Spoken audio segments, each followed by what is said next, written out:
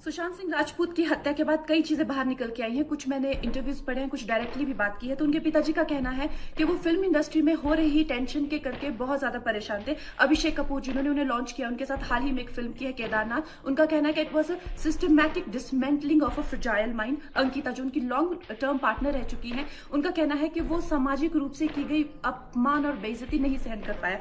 तो अब मैं आपको बताऊंगी कि मूवी माफिया ने ना कि सिर्फ उनको बैन किया था, सिस्टमैटिक डिसमेंटलिंग, कैसे कतरा कतरा करके उनका दिमाग तोड़ा गया है, उनको मारा गया है।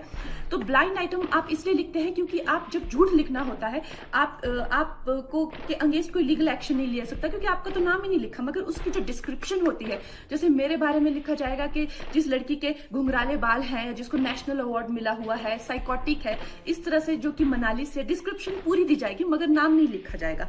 23 अगस्त 2017 को बॉलीवुड लाइव सुशांत के बारे में लिखता है कि वो जब भी सेक्स करता है तो सिर्फ अपने ही गाने सुनता है, वो सबसे बड़ा नार्सिसिस्ट है। 16 दिसंबर 2016 में मुंबई मिरर लिखता है कि सुशांत एक ट्रक ड्राइवर की तरह लगता है। 22 फरवरी 2019 को मुंबई मिरर लिखता है कि पार्टी में तमाशा करने के बाद सुशांत ने कांच की बोतल एक डायरेक्टर के सर पे दे मारी। 18 अक्टूबर 2018 को डीएनए लिखता है कि सुशांत ने अपने को एक्टर का रेप किया और वो मीटू के चलते अब जेल जा सकता है। और ऐसी न जाने कितने अनगिनत झूठ।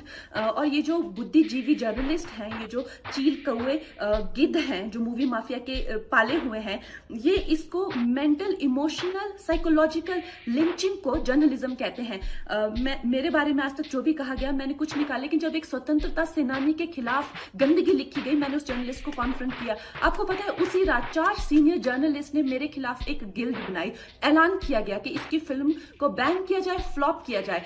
आपको पता है 3000 जर्नलिस्ट गैंग अप होते हैं एक अकेली लड़की पर, उसकी इमोशनल लिंचिंग करते हैं सरेआम, और ये समाज कुछ नहीं कहता, कानून कुछ नहीं कहता है। मैंने उन पे केस करने की कोशिश की मगर 1 महीने बाद वो गायब हो गई, मेरी फिल्म रिलीज हुई, गायब हो गई।